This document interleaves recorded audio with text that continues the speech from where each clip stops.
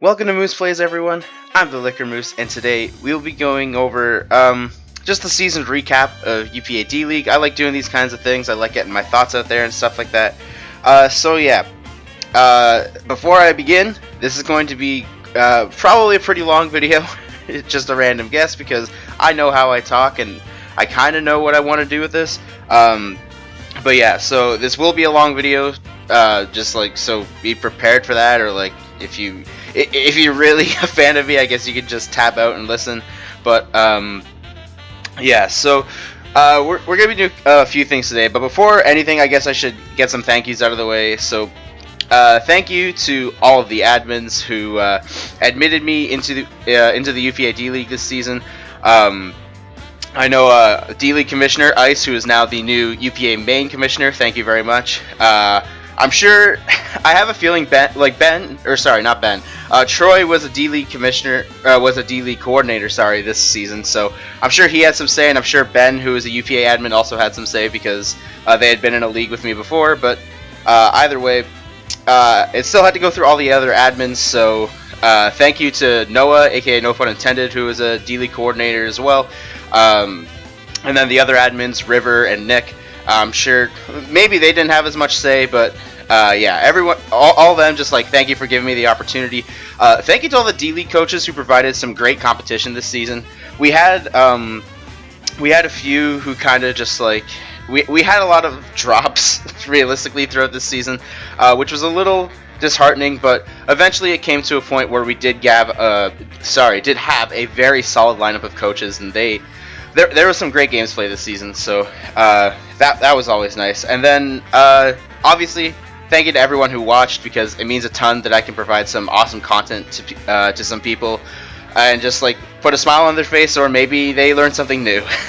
But either way, with the thank yous out of the way, I'm gonna go over like the same way I did my GPC draft, my season recap there.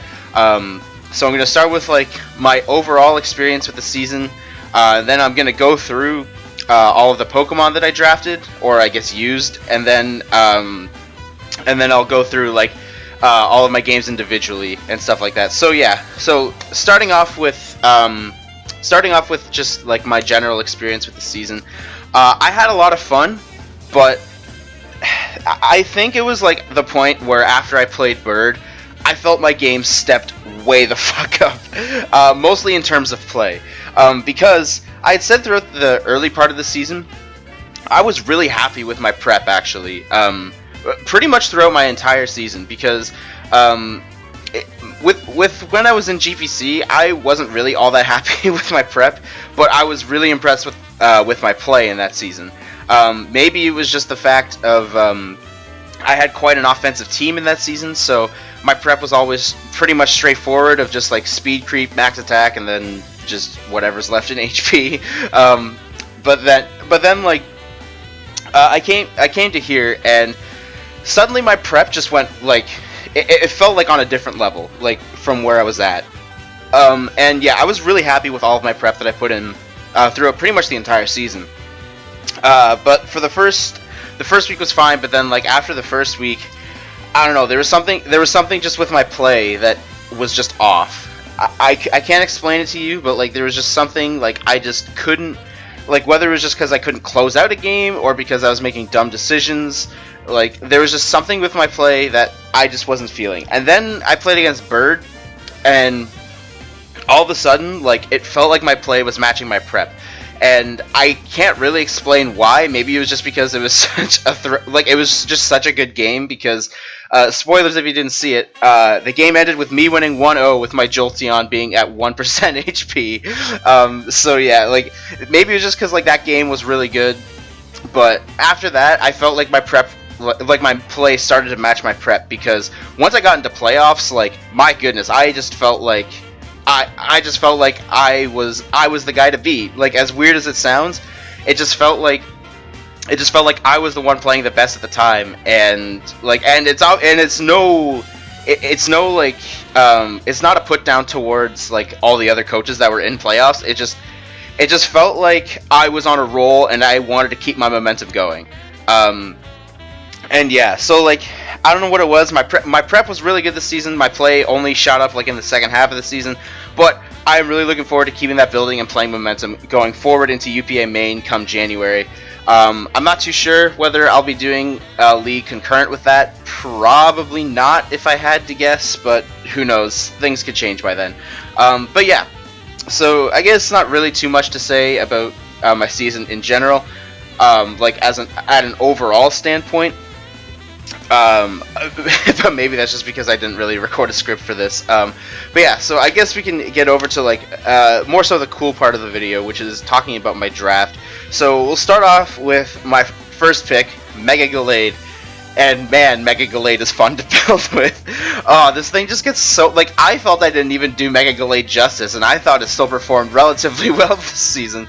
Like just some of the moves it gets are just ridiculous, and if you like can bulk out Gallade and like set up with it, oh man, it's just like it's like one of those like it can be an immediate threat if it's just like max attack close combat, but it can also be an insane setup threat if you're just like max HP bulk up and then I guess whatever moves you need. Like the things you can do, and then you can even run like a supportive set with like Will-O-Wisp and Destiny Bond, which I didn't get to use, but like those options are always there. And like again, I felt like I didn't do Gallade justice. I felt, but it still performed very adequately. I mean, like 10 and 10 in 13 games is like kind of like it seems weird, but I mean it got a 1 for 1 KD, so I mean like you can't say it didn't put in work. And then at the same time, like this 13 appearances, like there was 2 games I brought it where I won it didn't hit the field, so I mean that's kind of like mixed. So there was really only one game where like I don't even remember the other game. Like there was just like straight up a game where it didn't. I guess it must have just died because in my one game I got 4 against Justin. I got 4 kills. So yeah, I guess that must have been it. Like yeah, but like here there was 2 games where like there was legitimately just 2 games where I brought it, but it just didn't hit the field. So I feel like 10-10 still isn't really that telling of what it can do, but it was still a fun Pokemon to use. I probably would draft it again. I probably like won't for a bit, only because like I want to try something else new. But like if say when I head to UPA main, if the thing I'm looking at gets sniped and I don't really know what else to do and Megagalade's there, I could see myself taking it. Like it's actually a really fun mon to use, so I could definitely see myself drafting it again. Again, maybe not too soon because I want to try some new stuff. Since I'm like relatively new to the community and haven't done like I don't do like 3 leagues at a time, so I don't get the chance to try out a bunch of new stuff at the same time. So yeah, that's like there's not really too much to say about Megaane. Like at this point, it's just like everyone knows how good it is because it is very much it's just that good. But something else that's that good, holy crap, Tornadus T impressed me. Like holy crap, it did. I used Crobat before, and I loved using Crobat. Obviously, these two do like Crobat and Torn do slightly different things, but the main things that they have, like the reason I compare them is because they're fast birds that can have Taunt, and that is and also U-turn. That's a big one. And my God, like Tornadus just like it pulled its weight and more for sure this season. I mean, like even just looking at the KD is good. Like it got a kill per game every time it came. Like obviously that it's like that ratio is not like the ratio is correct, but I mean it did not get it did not get a kill every single game it came. Even though like that's what the ratio says, that's not actually what happened, but still, it did a lot of work this season. I'm really happy with Tornadus. This is something that I would definitely draft again because like something like Megaane, you don't really like Megaane is something you build around. Torn, I can't really say if you build around Torn. Like it's just a good supporting character. It's just a good supporting cast member that always puts in lots of work. And yeah, I am really happy with Torn. Like just its coverage and as a Zmon, especially as a Zmon, it's fantastic. Like it's probably one of the best Zmons out there, just because like it can use a Z move to get the crucial kill that it needs. But yeah, the only thing that I like, the one thing that like I kind of diss on myself for Torn is because I did not run physical Tornadus nearly as much as I would have liked to this season. Like I know it's kind of weird but like I like it's not weird that I like watching Wolf Click, but like as someone who like as someone who competes in a league that's more so a casual league, as opposed like the WBE, not the GBA, not the GBA.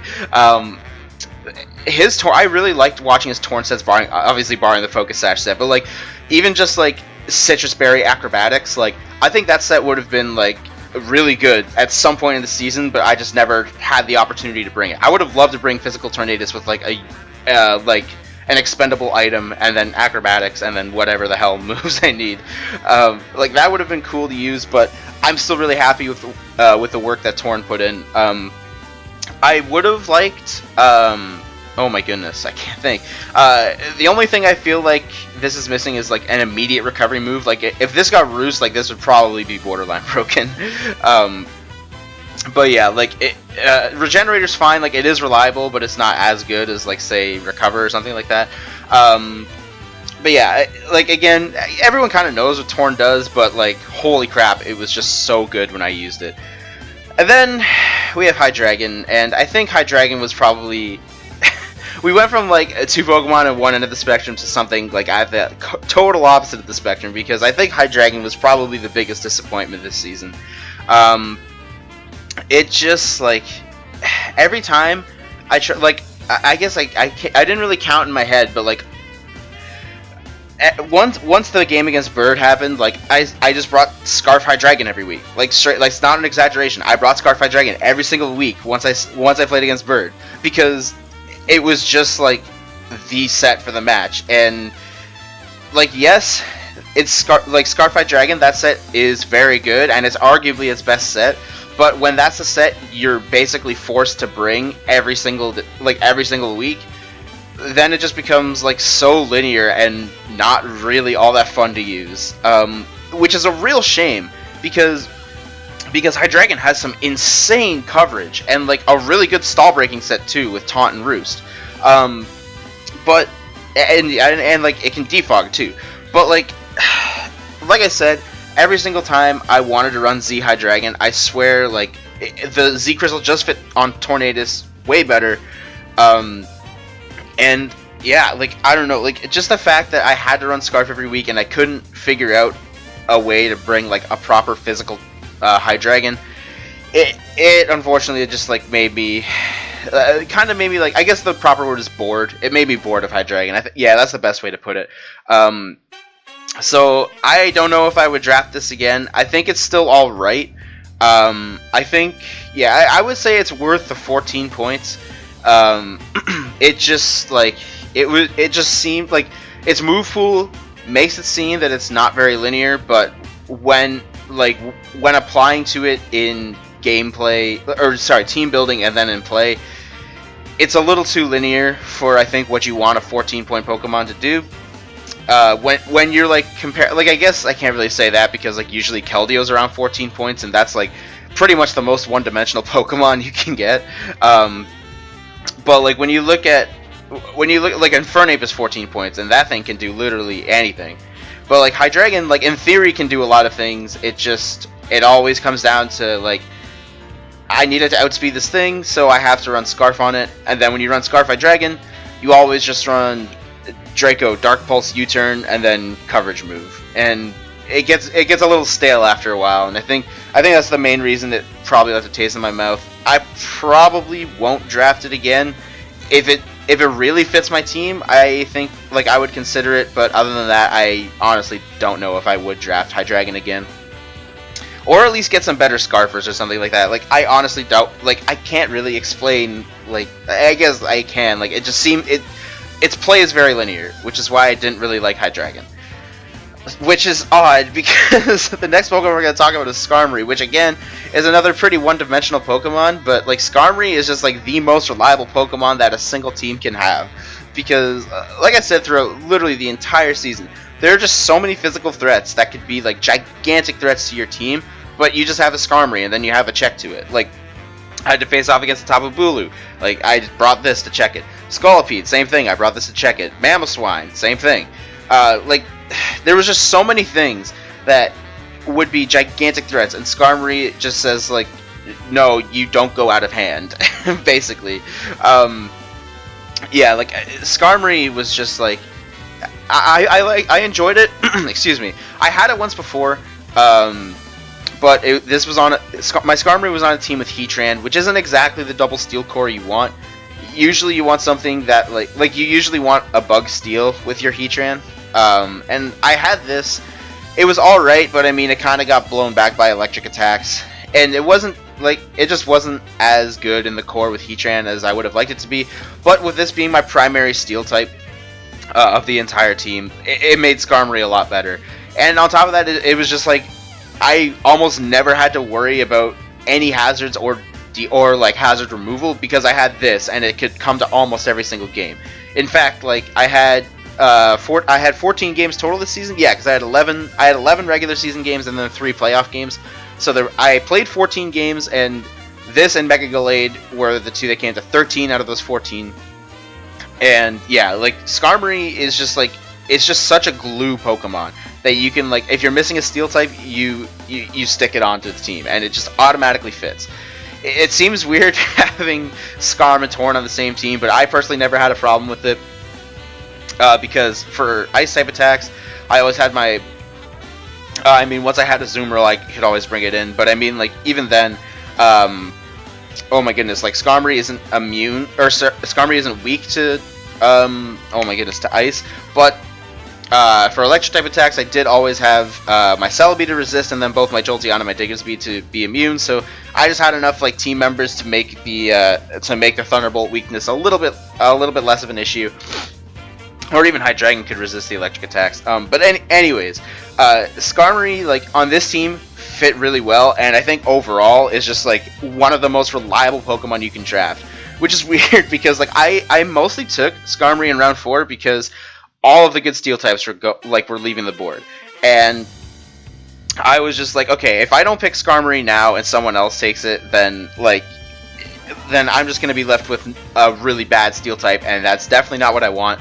Because I usually, like, a big thing with me is that I like my Steel types to set hazards, which, as stupid as it sounds, is probably one of the main reasons I will never draft Celesteela, because it just doesn't learn Stealth Rock for whatever reason. But yeah, so I really enjoyed Skarmory. I think if you're just looking for something super reliable that can be a defensive check and can set and remove hazards, like, you can literally this is probably the best Pokemon you could ask for. Like, Fortress does that.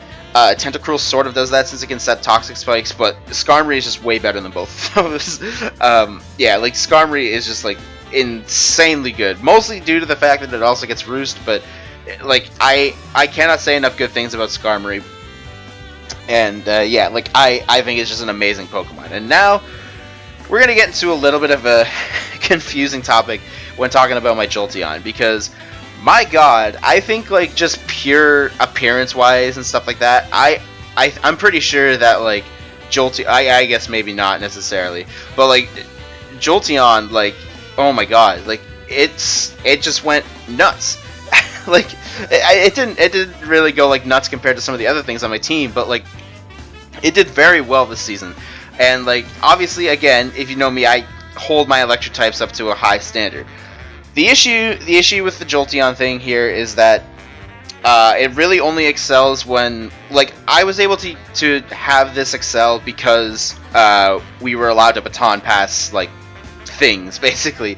Like, my home league only has dry baton passing allowed, and I don't think Jolteon would be as good with that, but just being able to pass substitutes with Jolteon and providing free offensive or even defensive switches in some case to the rest of my team was just, like, very invaluable. And without that value, I'm not too sure if Jolteon would have like shined as brightly, like, on my team. I think it still would have been all right because, I mean, it's a fast electric type, and I know this thing offensively can do very well. Like, I mean, in the first game it played, like, it got through, like, in one game played it got 3 kills, and then after that, I think like in 3 games it got to these 8 kills. Unfortunately, it didn't get too many kills after that, but that was because, like, I mostly started focusing it into the, like, sub baton pass role. which seems weird for a fast electric type to do, but I mean, like, it was just like, it was always the best thing for the match, because, like, for the example, like, the match against Ethan, like, his Nidoqueen basically had a free switch into my Jolteon every time, so, like, there was, like, the sub-baton pass set was really the only, like, it was realistically the only set that could work. So, like, and there was a few other situations like that too. I didn't bring Jolteon again in my game against Ange, but if I did rematch against her, I would probably bring the sub-baton pass Jolteon against her because she also had a Nidoking. And yeah, like, I mean, it does fast electric things. I still think, oh, I'm gonna get hate for it, but I still think Jolteon is better than Raikou. I don't think Jolteon is better than Megaane Electric. I think Megaane Electric is leagues above both of them, but I think, like, a lot of people don't see Jolteon as a budget fast electric type, but I see Jolteon as a fast words, Jesus Christ. A lot of people don't see Jolteon as a oh my god, I can't fucking talk. A lot of people see Jolteon as a budget fast electric type. No, that's the other way around. Jesus Christ. A lot of people do not see Jolteon as a fast electric type. Oh my god. Oh my god. I should probably edit some of this out, but I don't know, we'll see. A lot of people don't see Jolteon as a budget fast electric type. I do see it as a budget fast electric type. So, like, as far as it being, like, quote unquote budget, I think it performed extremely well. Again, like, a lot of people don't see it as budget because they know how good Jolteon can be, but for the high standards that I have my fast electric types at, this is definitely a budget pick for me. And then, like, the likes of, like, Alolan Raichu, Electrode, even regular Raichu, I guess even regular Raichu, like, Raichu, Electrode, and Alolan Raichu, like, those things are, like, extremely budget electric types for me. I honestly don't know if I would ever draft those. Like, those three that I mentioned are probably, like, the main things I would draft, because for the two Raichus, because they have really good coverage, like, outside of, I mean, like, the main thing holding Jolteon and even Raikou and Megaman Electric back is just the lack of coverage, but the two Raichus have, like, actually really good coverage, and then Electrode I would draft purely for the speed. That would really be the only reason I would draft Electrode, is because of that gigantic speed stat, and it can taunt, and I guess Foul Play is a thing on it. But yeah, like, those would be, like, the main three, like, extremely budget electric types that I would consider drafting. But anyways, Jolteon performed well. I still think it's budget, even though a lot of people don't. That's the main point about Jolteon. I think it performed a little bit better in this league just because baton passing was allowed, but other than that, I think it's still fine. But let's move on to Bunny number 1, because Diggersby was it was really good. Like, holy crap! Like, I mean, you can even see it in the stats. Like, again, I had 14 games played, so I brought it to less than half of my games, and it still got 9 kills. Diggersby, it can just destroy walls, and it is awesome. I mentioned it in my draft analysis that, like, Diggersby plus Jolteon makes a pretty decent core, because, like, a lot of people, like, I mean, we saw it in NPL when Aster used Coco plus Diggersby, because it was a good momentum core that could sort of take advantage of the other's checks, because you want to play offensively to deal with Diggersby, but then you just get punished by Tapu Koko, or in my case, Jolteon.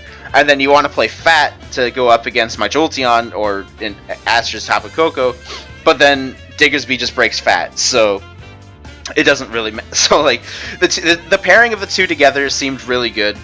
And yeah, like, Diggersby was just insane. Even like, my 2 games against CMR, it got 3 kills each, because, like, it just, like, it kept pivoting in onto his team, and it just got a kill. Like, every time I brought it in, Diggersby seemed to just get a kill. Like, it was just insane in that game, and then it still did very well in the other games. So that actually seems weird that I brought that. That math is weird, but I mean, whatever. I know I updated this correctly, but yeah, like, Diggersby was just, it was another, like, reliable Pokemon. When you need to break fat, like, you go to Diggersby. Just even, like, there were times where I brought, like, Jolly Diggersby, and even just return can just still do over half, so it was just like an insane wall breaker. I would highly recommend Diggersby. I don't know if I would draft Diggersby again as like my primary ground type. I didn't really like that I had to that like Diggersby is like relatively frail for what you want as like a primary ground type. Like when you think of like your primary ground type, you think of like I guess like something like Hippowdon or like Excadrill or oh my god, what else is a top tier ground type? I actually don't like. I mean, like you kind of consider Zygarde and Garchomp, but they're 4 times weak to ice. But then, at the same token, usually with those you pair like another ground type like Seismitoad or Swampert. Those are other good ones. Like those are like good. Like those are things that you think of that like are primary ground types. Something that is like bulky, can take hits, and can set hazards. And Diggersby can technically set spikes, but I couldn't find, like I would have liked to, but I just couldn't find the time to set spikes with it because I always wanted to break shit. And yeah, like it just I don't know. I don't know if I would draft it as a primary ground type again. I would probably I would 100% draft it as my primary normal type for sure. But I think Diggersby still would have like shined bright if I had like it would have shined brighter if I had another ground type on my team. Because Diggersby isn't extremely bulky. It was when I like slapped an Assault Vest on it for the matches where that mattered. So yeah, I'm pretty happy about that. Yeah, I was really happy with Diggersby. It always was a pretty big threat in prep for some teams. Like again, like there was a few things that like so like Bird's Bronzong was a pretty likely bring just because it stopped at Diggersby. What was the other one? Clyde Celesteela was another one, and I mean my Skarmory would have been, but I mean I had it. But yeah, like Diggersby is one of those Pokemon that requires a specific threat, and if my opponent doesn't have one of those specific like answers, then Diggersby just goes nuts. So I think I would draft Diggersby again. Again, I think I would want another ground type. But yeah, I was really happy with Diggersby. I could definitely recommend it to people, especially for someone like me who plays with a lot, like who likes to play with a lot of momentum shenanigans, because it's one of the best U-turners that just like forces things out, and then you just U-turn, and then you're out of there. But let's move on to probably like holy crap, like my second bunny Azumarill went fucking nuts this season. Like holy shit! Look at this. 5 games played, 16 kills. Okay, so you could say like this was like it was kind of skewed because 6 of those kills went when Ethan forfeited, and yeah, like so if we even if we take that out of the equation though, that means this is four games played and then still 10 kills. Like that is still insane. like Azumarill just went nuts once I picked it up. Like it just like I felt like it could improve my. Like when I picked it up, I felt it can improve my remaining matches. I did not think it would go this crazy. Yeah, like obviously, like I mean, it's just like I want to talk more positive things about Azumarill, but like, what's there about Azumarill that hasn't already been said? Like I mean, just it's so good because water plus fairy coverage is really good. I think just like as a bulky offense Pokemon, Azumarill is like Azumarill is just like one of the best because like you could have it Assault Vest, it could be Belly Drum, it could be like Choice Band. I ran Power Up Punch once before, like, and even then like it can still run a trapping set. So like there's just a lot of things you can do with an Azumarill, and I would probably draft this again. I'm not gonna lie, because I would like to have a full season with an Azumarill, because even just like seeing what it did here, it actually went insane. So I'm like really happy with Azumarill, and like. Even then, like Azu's, like it could even just be like a perfect thing to just slap a weakness berry on, because like it's too like for the most part it's too bulky to be knocked out by like an unboosted super effective move from full. So like even just having like a weakness berry means it could probably live 2 hits.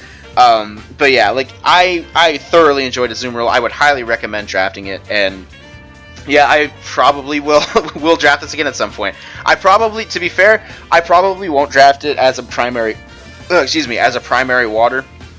I probably would draft it as a primary fairy, but yeah, I think the one thing about Azumarill on my team specifically was that I didn't have another water type on my team, so like Azumarill had to be like my quote-unquote bulky water, which, I mean, by definition it is, but you always want, like, the thing with bulky waters on your team is that they always end up being the general sponge of your team. And Azumarill doesn't necessarily do that all that well because it doesn't get recovery.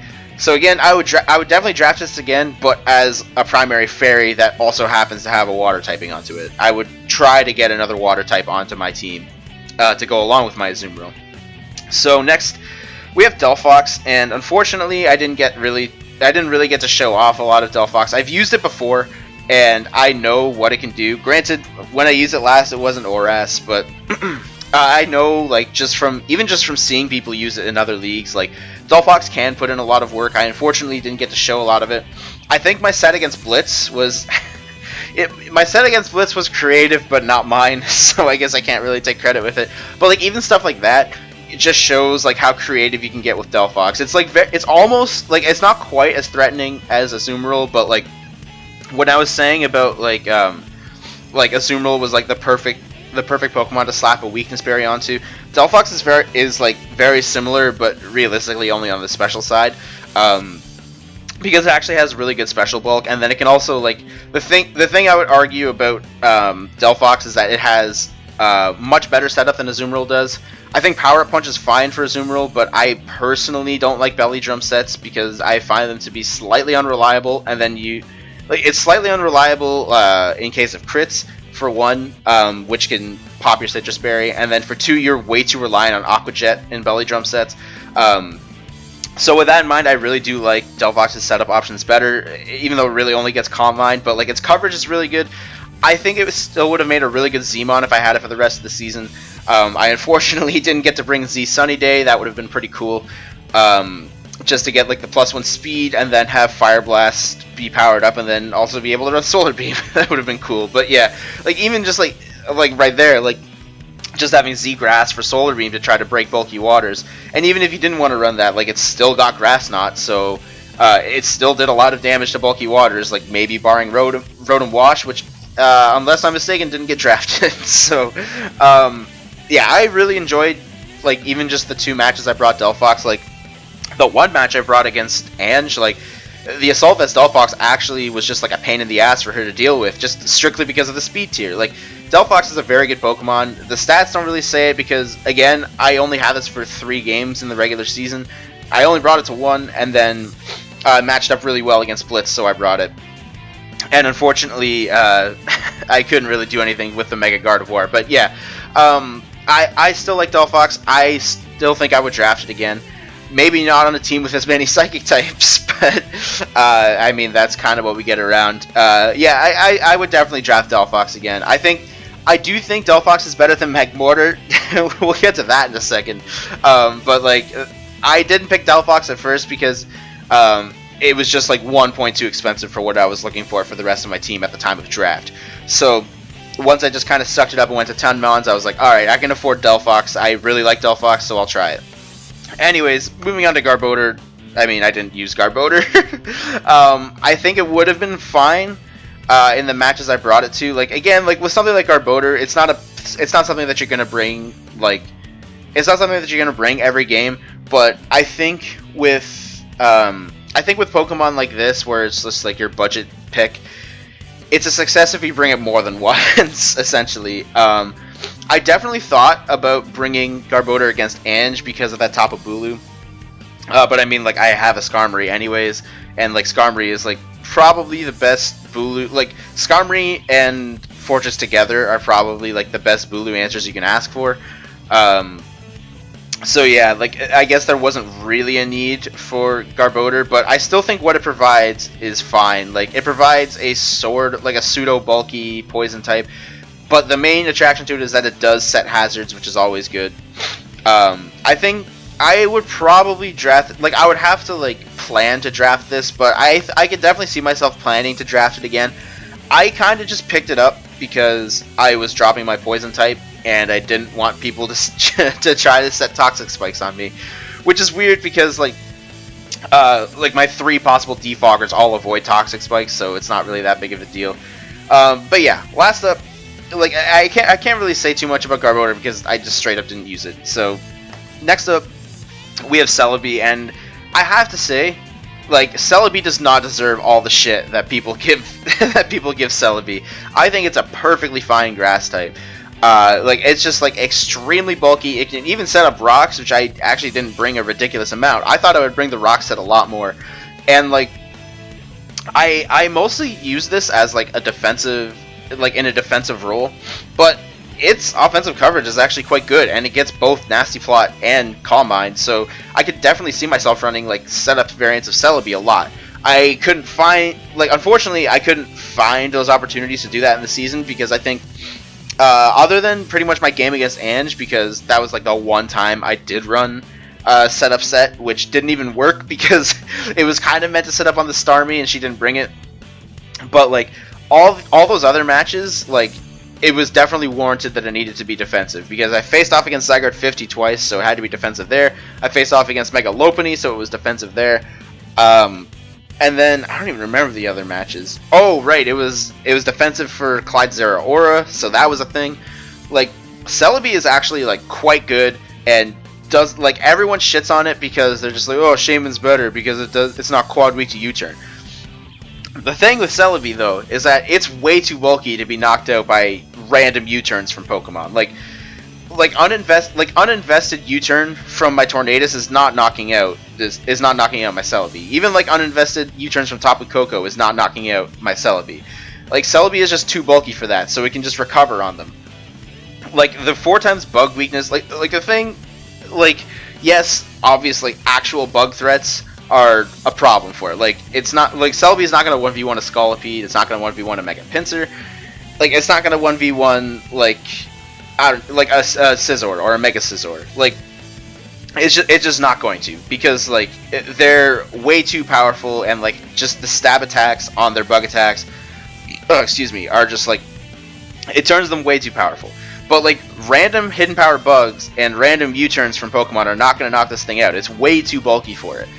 And like on top of that, just like everything that Celebi provides is just so good. Like the fact that you get another rocker with it, the fact that you get another U-turner with it, which is huge for me, the fact that you get something with reliable recovery and all the coverage that it gets and the setup potential. Like Celebi is an extremely good Pokemon and does not nearly deserve any of the shit that people give it.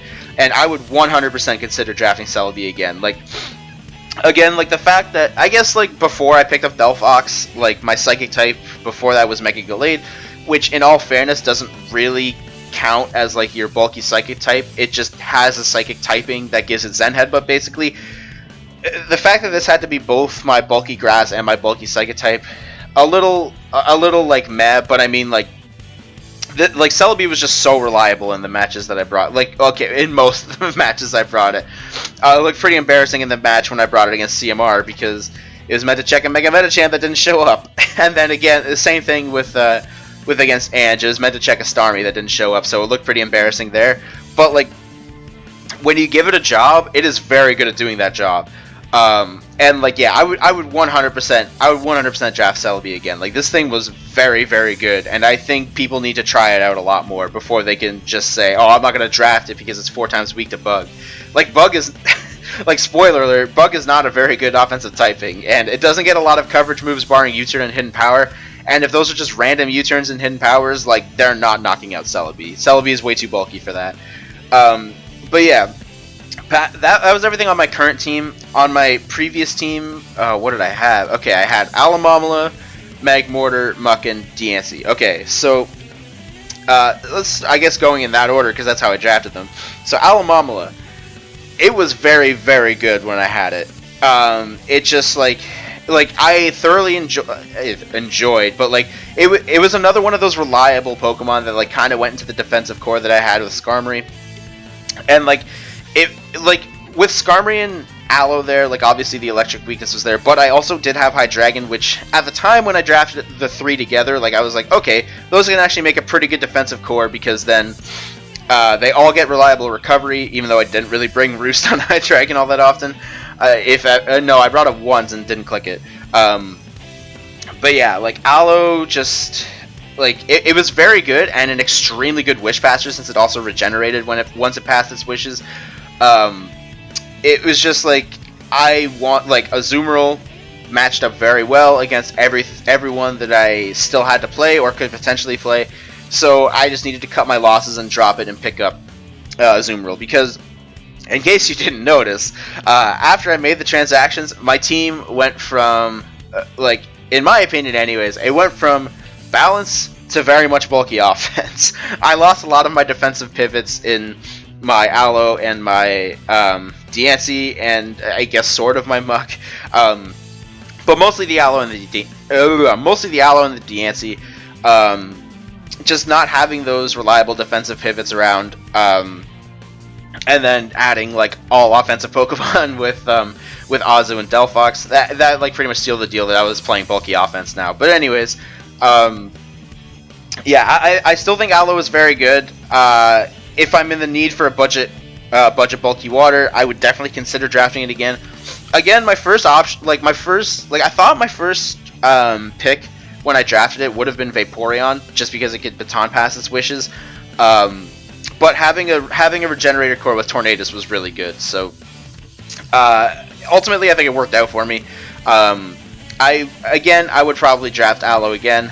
I don't know if I would it's not one of those things that you plan to draft Alomomola, but it still performed really well. That if the opportunity presented itself, that I'm in need of a bulky water, what's available, and Aloe's there, I would probably pick it up again. Now, Magmortar, oh Magmortar, this is the second time that I've drafted it, and then okay, to be fair, I did actually use Magmortar this time, because the last time I drafted it, I didn't use it before dropping it. But yeah, Magmortar, again, like I said, I definitely think Delphox is better than Magmortar, but I don't think Magmortar is that bad.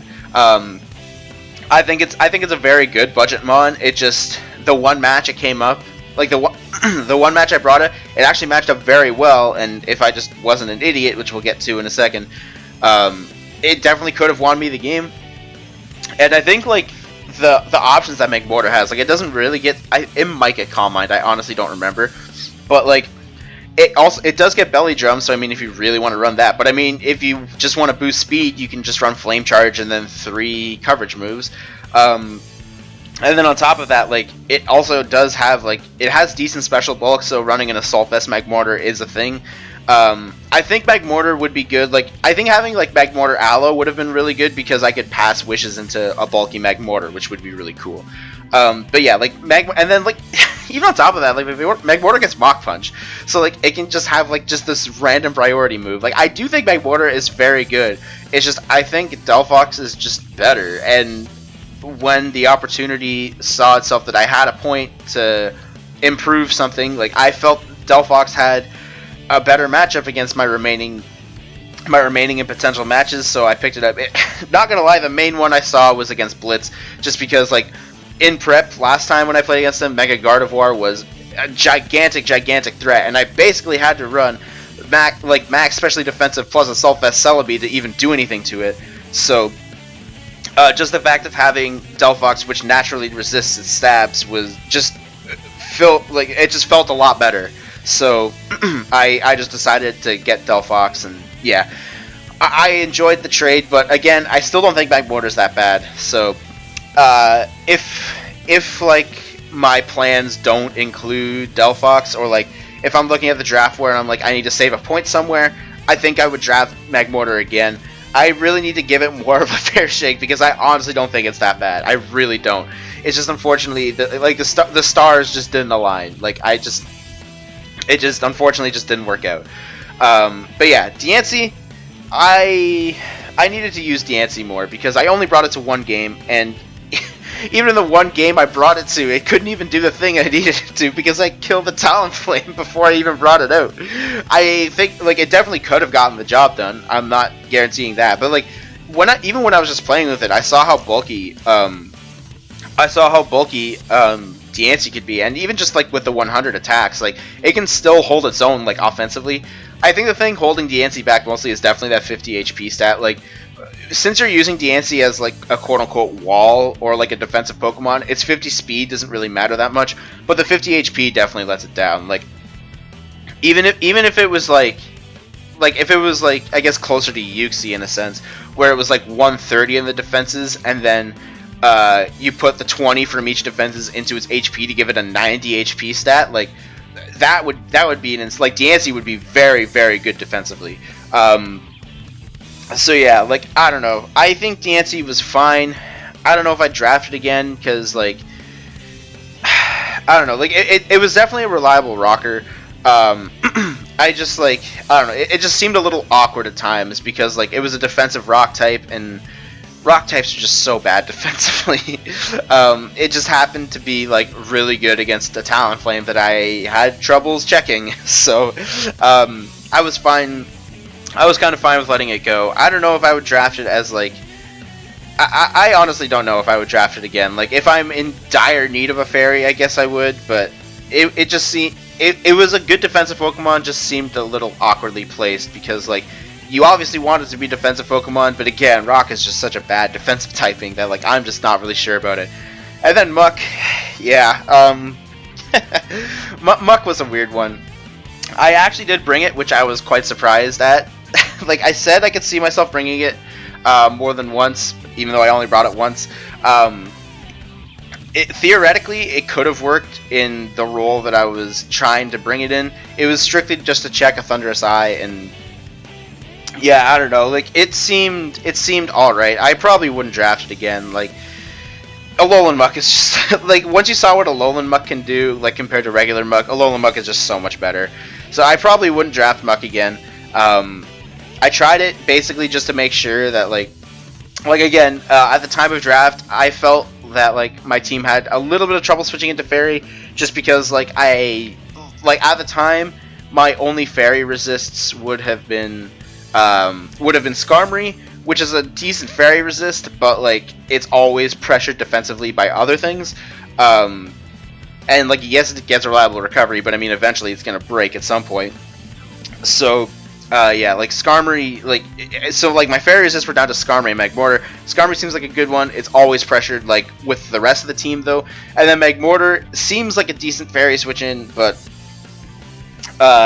yeah, like. Its special bulk seems to be that it would be a decent Fairy switch in, but I mean it's a Magmortar. It doesn't have recovery and like its HP stat isn't the greatest. Like my team seemed to have trouble switching into special Fairy type attacks, so I picked up Muck specifically to do that. I didn't really, I never really brought it for that purpose. Like the one time I brought it, it was meant to check an Electric type. But I think there are some better poison types out there. Like I think I would probably draft Garbodor before Muck again. Like. Just because, like, honestly, the only utility that Muck has over Garbodor is that it gets Shadow Sneak. That's about it. Like Garbodor can still throw off Toxics that never miss, but Garbodor can also set up Toxic Spikes and set up Spikes. It does get Pain Split, so it's like pseudo-reliable recovery. But its coverage is like slightly better. Like it gets Giga Drain and stuff like that. Plus another big thing is that oh my goodness, is that Garbodor does not get like a useless ability. Like Garbodor gets a useful ability and Muck doesn't, in my opinion. Like Muck's abilities were what, Stench and Sticky Hold, and like Stench is bad, like because Stench is bad for Muck because Stench adds a flinch chance, but Muck is slower than almost everything, so you never get to have that flinch chance. And then Sticky Hold seems good in theory now that Knockoff is really good, but at the same time Knockoff always has its boosted power, so it's not exactly the greatest. And at least Garbodor has Aftermath to make it sort of useful against a physical attacker. Like I don't know, basically the fact that Muck can't knock off and Pursuit Trap, and like pretty much the only utility that it gets is like Shadow Sneak for priority. I probably wouldn't draft Muck again. Like it was just like. I brought it so people wouldn't I drafted it so people wouldn't hazard stack against stack poison Toxic Spikes. Jesus, I drafted it so people wouldn't stack Toxic Spikes against me, and to sort of try to switch into Fairy type attacks. And I'm sure, like in theory, Muck switching into Fairy attacks is all right, but like just what you're actually getting out of it, it probably isn't worth it. So, excuse me, just draft a better poison type is what I'm trying to say. But yeah, so that was the team. That went on for like a really long time. So let's take a look at my matches that I had, because we've got a few, like not really a few, but like I do want to go over my team or like my matches. So it says Memphis Zizzlies here, which is Ches, who ended up replacing Bruno because Bruno just went dead after I smacked him. Yeah, like I was really nervous. I kind of like went all out in team building because like I wanted to make a good first impression, and I think I did. But yeah, like that was just an insane. It was just a great showing for me, and also a great showing that Clef is bad. So whenever we see that Clef is bad, I'm all for it because fuck that thing. But yeah, like I don't know, like I mean I 6-0'd him. I think my High Dragon set that game was actually like really good. Like it was an Assault Vest High Dragon that Bruno's team had a really tough time dealing with. So I was really happy with that High Dragon set, but then after that it just kind of like slowly declined. Which is funny because like, this was also another game that like Megaane went, like Bulk Up Megaane went nuts in that game, and it just didn't hit the field. I literally did not send, like I didn't even Mega Evolve it. I did not send it out a single time. But it still put in work, especially since he was magic. He was Magic Guard Clefable. So if I got bulk up stuff and I started clicking, I think I had Poison Jabbers then Headbutt, because either way that's a 2-hit KO. Like he had nothing for setup Gallade. But yeah, anyways, after that we went up against African Goku, and this was when I started like not really impressing because I kind of just let Mew, like once I saw Rock Polish on the Mew, I was like, why is he Rock Polishing? And then he baton passed the Mew into Mega Mawile, and if it wasn't for him mis-EVing his Mawile, I had no business winning that game. Because man, just having my Jolteon outspeed that was a thing, and then I still almost choked away that game. So like things like that, like that game is like why, like that was like the shit that started the shits with like I don't like that was the shit that started the shits in the sense that I this is where like, oh, I think my prep was fine for that game. I just like my play was just not good, and I was not impressed with that game. And then another game I was not impressed with was against Rice, because like he made a lot, like he read me like a book that game. Like he made so many aggressive plays on my U-turns, and unfortunately I got bit on them. But I mean, like again, it's kind of a reason why I like just playing the teams and not playing the players, because like yeah, like I guess to be fair, like the U-turn kind of style works a lot more when you're playing just the teams and not the players. So I guess like that's why I kind of excel in new leagues, which is kind of why I think like my playstyle will work for a bit in UPA main, not gonna lie. But who knows, that might change. But yeah, that game was just like not good. Like at that time, I guess not really at that time, because I had played a lot worse games. Once we started in the league, I was coming off a pretty bad run in my home league where I just got a lot of bad luck, and unfortunately things didn't go my way. And then I also lost in GPC semis that time, where like I thought I just got outplayed like crazy by Josh. So like these two, like this win was like insanely good for that ego. This win was just like, oh man, like that was like the first falter, and then this was just like I kind of fell flat on my face. And I felt, and like again, like I want to say like the last time I felt this feeling was like in the semis against Josh in GPC, because like in my home league at the time I was just getting a lot of bad luck, if I'm being completely honest.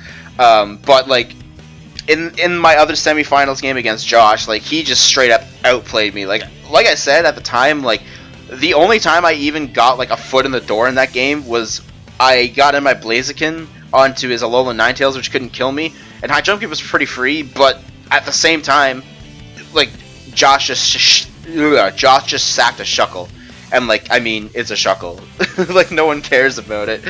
Like like Shuckle led, and then it just like it's a throwaway mon after that. So like the one time I got my foot in the door, he just sacked his Shuckle, and like that just looks really bad. But yeah, again, like I fell flat on my face in that game, and it was a really bad feeling. So that wasn't the greatest. But then after that we had Blitz, and again, kind of along the same lines as the game against African Goku. I don't really know how much I deserved this win. Somehow Blitz missed 3 icicle crashes, but I hit 2 hurricanes, which somehow I talked about tornadoes before, and I didn't even mention that like I literally only missed 2 hurricanes the entire fucking season. So I guess I'm just like really lucky with that shit. But yeah, he missed 3 icicle crashes on my tornadoes, and I hit 2 hurricanes. I know exactly where my okay. In the season game, he thought me staying in with my Skarmory on his Salamence was a misplay. I still stand by my play because my tornadoes could live the outrage after. So I still stand by that. I still stand by that play, but the one thing I definitely don't stand by is me sacking my Celebi to his Manaphy.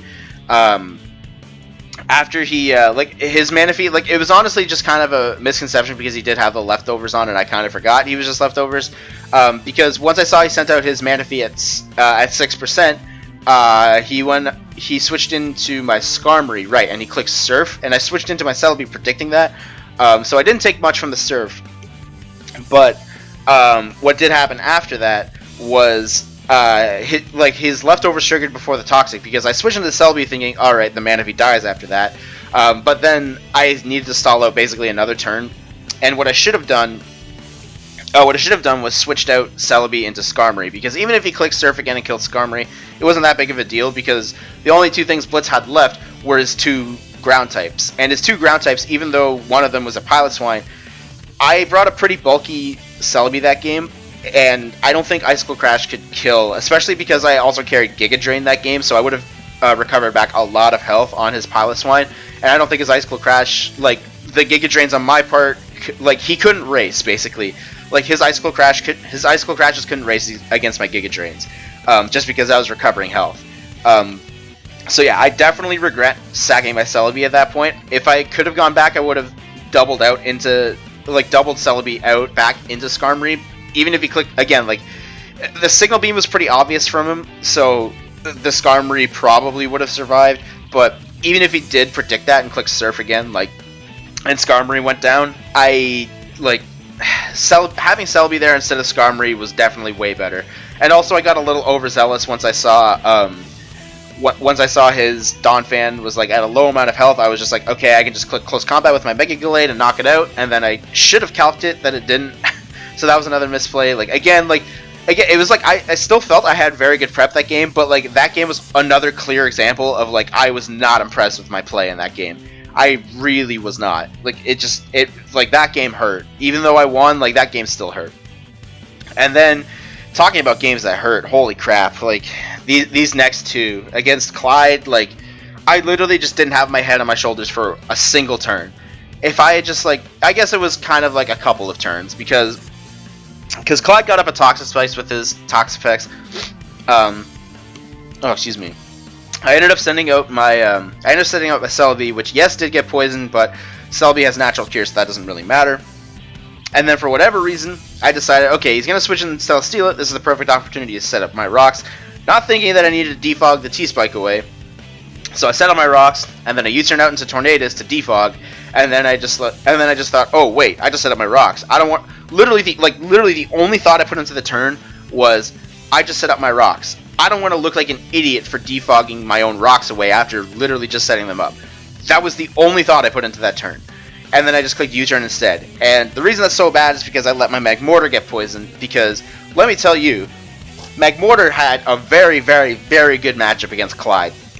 And moreover, at the time, because my Jolteon had already gone down, which by the way, well, I guess I'll get into that after, Magmortar was, like, at the time, my only way to pressure his Celesteela. Literally the only way. And having it get poisoned was just, like, so bad. Like, I actually didn't see what set his Celesteela was, like what his moves were. I can tell he was definitely mixed defensive, and he had leftovers, but yeah, like, I couldn't tell his moves because, like, as well with the poison wearing me down, I was getting to a point where the Shucket Berry couldn't save me from a potential Earthquake. Yeah, like, getting my Magmortar poisoned was really, really bad, because Magmortar matched up extremely well against almost all of Clyde's team. So I'm really disappointed about that. Like, just literally those 2 turns of me setting up the rocks before a defog, and then me still not defogging, was basically what cost me the game. I'm not gonna lie. However, I do have to say, this match was the first time I brought the sub baton pass Jolteon, and my god did it work wonders. Because like I knew I needed to bring Jolteon because again, he has a Celesteela, and if you try to take out a Celesteela with like non-stab, fire, and electric type attacks, it's not a fun time. Like straight up. Because of that, the issue was Zeraora was a huge threat on his part. So he could easily switch into my Jolteon on my Volt switches, and then he also did have Rhydon at the time, which I thought was an okay bring, like specifically for Jolteon, if he didn't want to risk Zeraora taking damage. And then at the time, I guess like again, Magmortar did match up relatively well, so if he wanted to relieve pressure from Toxapex, he could throw in Rhydon. So like both like. Zeraora was definitely coming, and Rhydon had merit, so I didn't want to get blocked with my momentum, so I thought, okay, I'll run Baton Pass instead of Volt Switch, and then I thought, okay, well, you know what, if I'm running Baton Pass anyways, I guess I could run sub. It scouts for status, and it scouts for switches and stuff like that, and then I can pass out the sub, and then my other move was Toxic for his Zeraora, because otherwise I was walled, and then I just need a Thunderbolt for the Celesteela. I honestly thought that set was going to be a dud, like, when I first constructed it. It was literally, like, at work. Like, okay, so I worked at a factory in the summer, and if you've ever worked at a factory before, you're literally, especially during the night shift, which this was happening by then, when you're working night shift at a factory, you literally think about anything you have to, like, keep yourself awake. So, like normal, I just think about my Mons matches at work. And, yeah, like, I just, like, it just popped into my head that I could run sub Baton Pass, and all of a sudden, like, at work I was just like, oh man, this is a really good idea, and then like I made it, and then I was like, this seems a little bit janky, so maybe it won't work, and then I tried it in game, and it actually was insanely good. Like, it was like 100%, if I played against Clyde again, I was bringing that set again. Like, it was actually insane good.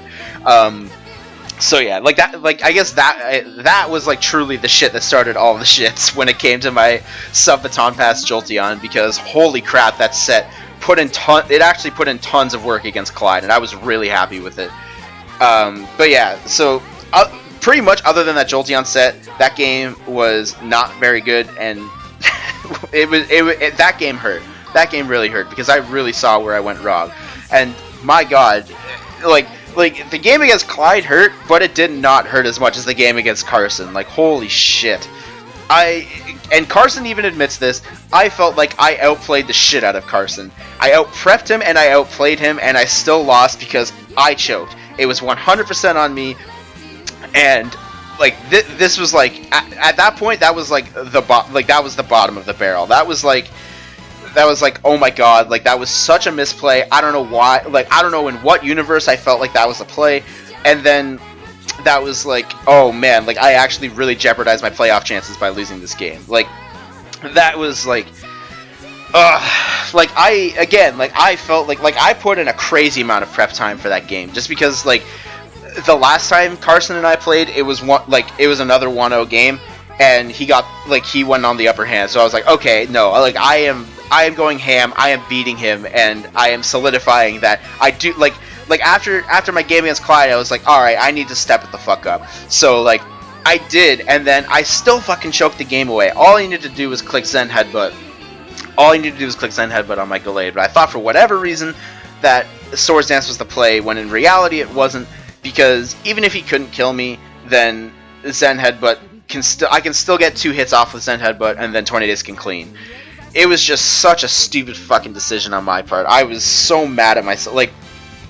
I was really mad at myself after my game against Clyde. Like, okay, so like my loss against Rice, like I was upset, not really at him, not really at me. Like he just straight out outplayed me. I was just upset in general because I got outplayed.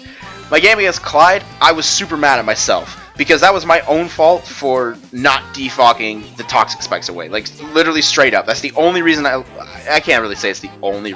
Like, I can't say it's the only reason, because Clyde still played well, but it was definitely a gigantic reason why I lost that game. And then the game against Carson happened, and, like, I had never been more mad at myself, ever. Like, literally ever. I was so mad, like... I was just insanely mad at myself. Like I was like, you know, I need to stop talking because I'm gonna get mad. But yeah, again, like another clear example of like I felt my prep was on point the entire season. Like this was when I stepped the fuck up with my prep because my prep was actually really good for this. And I just fell on my face, like it literally at the finish line. I just fell right before and I couldn't clinch it, and I was so mad. But anyways, after those 2 hard losses, I knew I needed to bounce back, and yeah, like luckily this wasn't when I started getting really busy. This was like the week before, so I did prep a bunch, and I was able to pull out a really thrilling 1-0 win against Bird, and I was I was really happy that the Flame Orb Jolteon actually worked. He did bring Barbaracle. He didn't get a chance to sit up with Barbaracle, but like it was my like that was my setup Barbaracle, like not deterrent, but like check, I guess, because my Flame Orb Jolteon was meant to outspeed. But yeah, anyways, I'm going on for a long time. So anyways, Bird, like it was a really good game. It was like back and forth where like I thought I misplayed with my High Dragon, but it was fine. A Draco miss with my High Dragon was really bad, even though he argues it was against him, but like it was bad for him that I missed. I don't know if I agree with that, but either way, like that game was just so thrilling and it was great. Yeah, like that was like a good rebound game. Like it was just like, okay, like we just had this insanely good, because like, again, like if you know me, like I just like close games. Like even if I'm on the losing end of a close game, I still like close games. And again, obviously I would like to win, but close games are just fun to play regardless of the result. So the fact that I did win a very close game like that really like brought me back up after I was like basically in a really deep hole, because that like inspired me to like still continue to go nuts and try to push forward to playoffs. So next up we had my game against Justin, and yeah, like that was Frost Week, and my god, that week was insanely busy and my voice was completely fucked that week.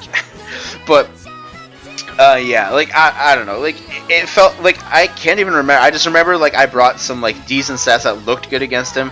I was like really afraid of Kirim because like my general sponges he always had coverage for, pretty much barring Aloe. So I had to offensively check it, which I guess seems alright since I do have Mega Gallade on my roster. But that was the game where it got like 4 fucking kills because it just set up like crazy in front of a Mega Scizor. But yeah, either way, it was a really good game with unfortunately not an extreme amount of time to prep. And then we had my game against Ethan, which I still feel kind of bad for. Like I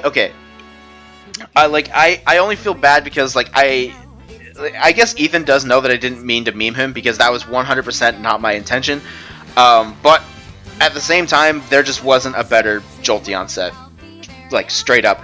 Again, like his Nidoqueen, like I was a sub Baton Pass set with Jolteon, but instead of Toxic, I had Workup because Ethan had a Nidoqueen that he could switch into my Jolteon every single time, which I can't Toxic.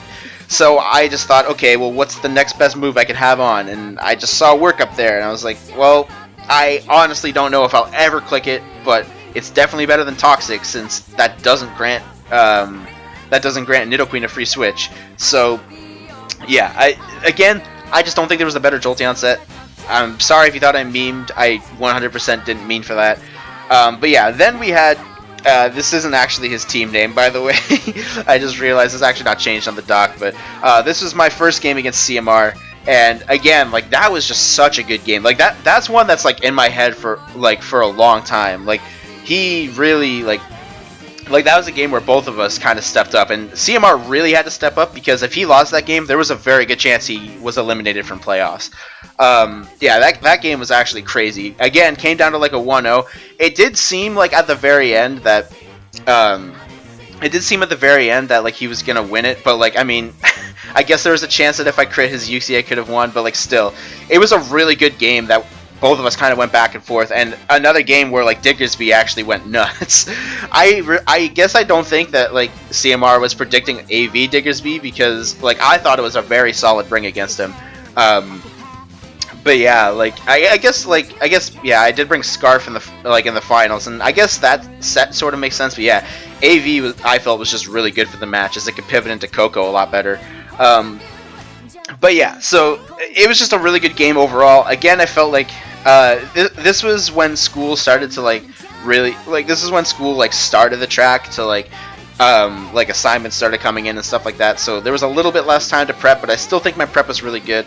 And then yeah, it just ended up being an extremely good game. And spoilers, CMR did actually promote to UPA main, so hopefully we can see each other in main again and have a rematch, because actually we actually have like a completely even record. We're 1-1 and both of us are at like 0 differentials, so I guess if we do face off in main, it'll be like the ultimate tiebreaker to end all tiebreakers. But yeah, and then we had our final game against Ange. Again, like school started to really clock up in this week, and which was unfortunate because it was actually a relatively important game for both of us. A little bit less so for me because there was still a very like literally the only way I couldn't clinch playoffs at that point was if Ange 6-0'd me. And to be perfectly honest, I didn't really care who I played against in playoffs. I just wanted to play. So it was difficult for her because she needed to Ange needed to win to clinch in. It was just straight up like Ange was winning in, losing out. So even if she won 1-0, she got in. So she had to play. So she had to play really well. The issue was there was like both of us had it in our heads that like we could potentially play again in playoffs. So we didn't necessarily want to show our full hand. I brought some relatively obvious stuff. Like if I did play up against her, I would 100% bring the Skarmory and the Azu again, because there's a Bulu on that team and there's a Mega Sableye on that team. So I need to check the Bulu and I need to kill the Sableye in one hit. So that was the thing.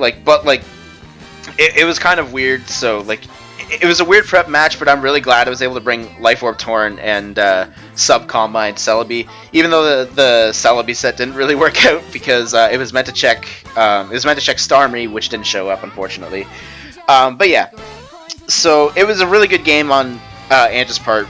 It was just a fun game overall. Like even though it was 3-0, so it didn't really seem all that close, it was still a really fun game to see some fun sets show up. And yeah, I was really happy with it. And luckily, she will be sticking around for D-League Season 2, which, by the way, I don't know if I formally announced, but I did I did get promoted to a D-League coordinator for next season, so I will be helping Troy, who's the new D-League commissioner, out with some recruiting stuff and some doc stuff and stuff like that.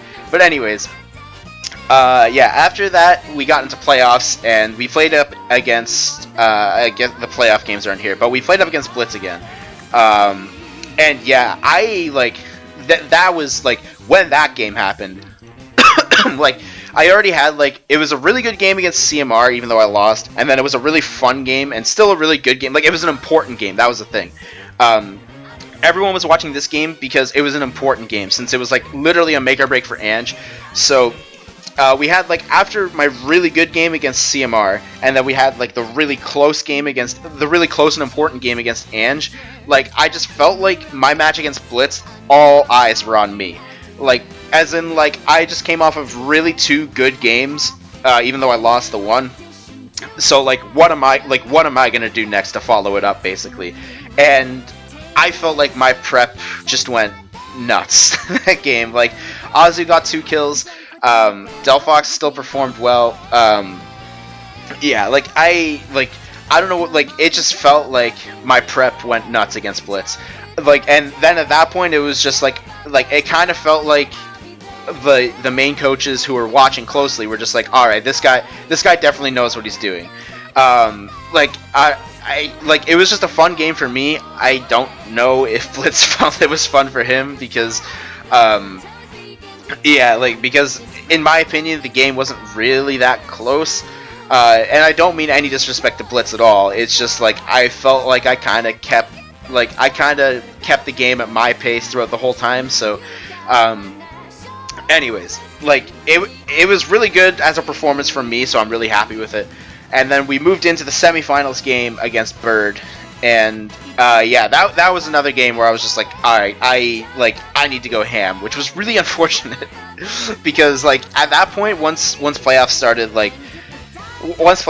school really picked up, and yeah, yeah, my game against Bird, like I just had to find the spare time that I could in during my studying and stuff to like just start prepping and stuff like that, and yeah, I was able to pull out another win, and I was really happy with it.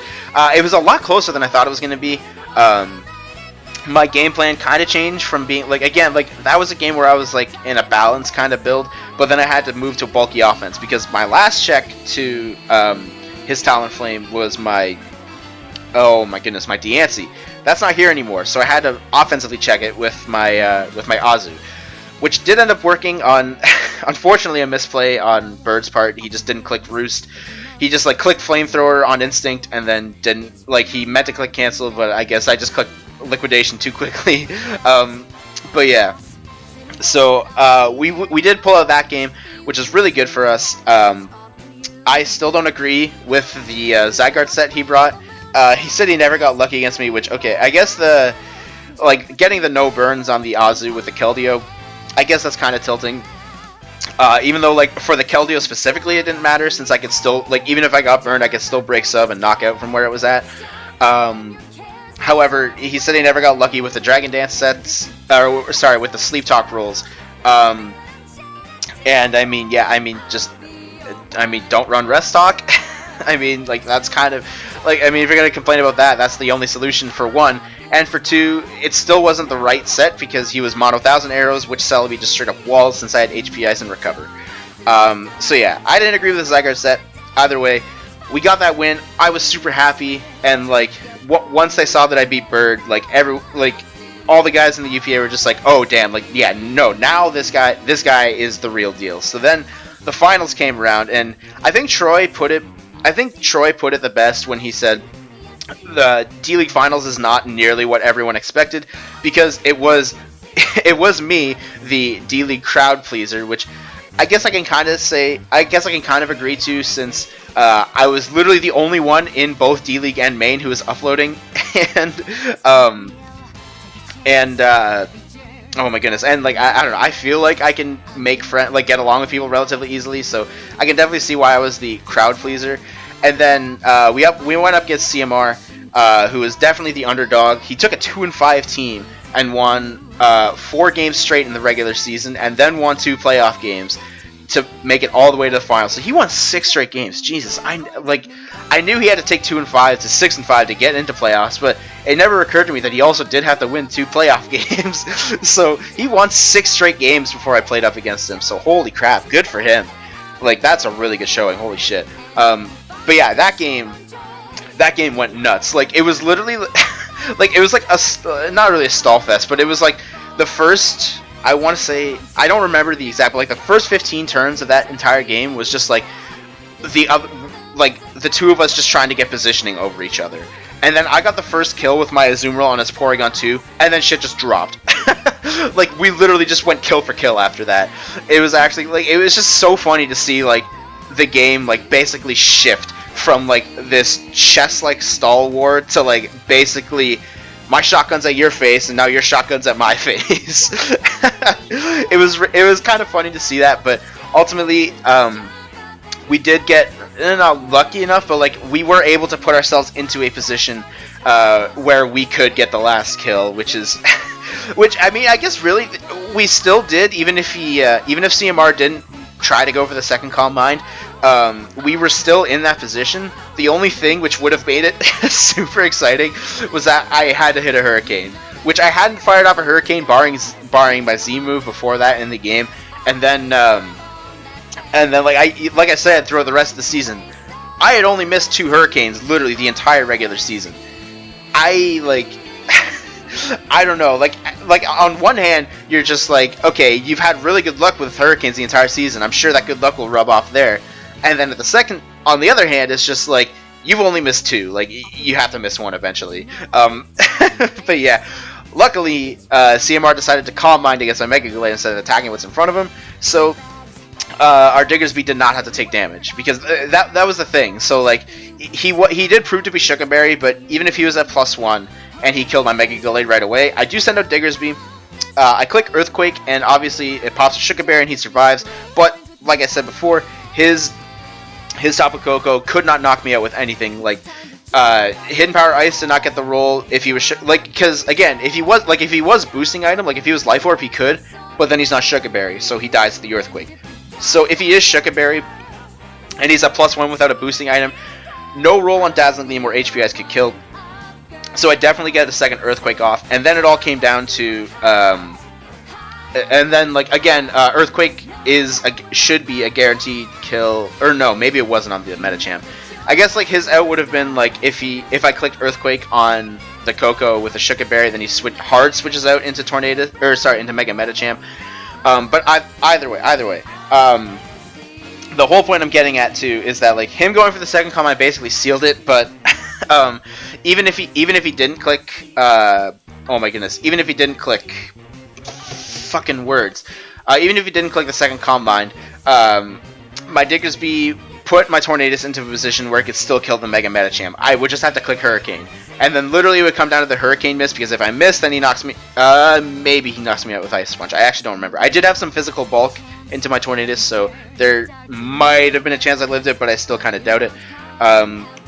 But even then, even if I did live the Ice Punch, then I guess he could Bullet Punch after and kill. So...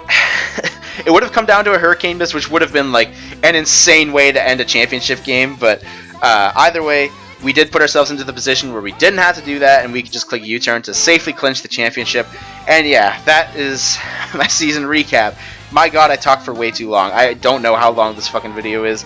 I'm really sorry for rambling, but if you guys watch the entire thing, then I mean, I guess you're a real fan of me, even though, like, you know, whatever. I'm not gonna put self-pity in. Either way, thank you again to everyone who watched the entire season. I'm really happy to put out content that you guys enjoy. Again, thank you to the admins for letting me in. I very much look forward to playing in UPA main next season and competing, because, oh my god, I didn't even talk about that, because the full UPA season, I guess it's season 10 at this point, the full main lineup for season 10 has been revealed. Holy shit, the competition looks insane. Not only because we have skilled players, but like everyone, like it's been a consensus that everyone feels that everyone who is in for season 10 is like committed to the league. Like they will put effort into their team builds and their battling and stuff. Like there's no like quote unquote free wins because they don't care. Everyone will care, and the skill of the players is actually insane. Like I've heard from even the admins that this is like not necessarily the best one that they've had, but like it's one of the better ones in a while. So like the competition for that is going to be insane, but I am definitely looking forward to basically whipping my dick on the table and saying like, I'm here, deal with it. But yeah, again, that's it for now. So for the time being, which I'm actually like at the time of this recording, I'm actually behind on some PDL videos, so I guess I'm gonna have to find the time to edit those and stuff like that and post them. But yeah, so that is it for there. If you're interested in my PDL stuff, definitely consider subscribing, because I will be continuing that. And then once January comes along, I will be uploading UPA Season 10 for that. I'm really looking forward to that. As well, in January, I will be on a work term, so we're gonna have a few other things that I'm not gonna spoil quite yet, but we will have a few other non-Pokemon related videos on the channel for once. So yeah, keep your guys out on the channel for some upcoming uploads. And thanks for watching, and we'll see you next time.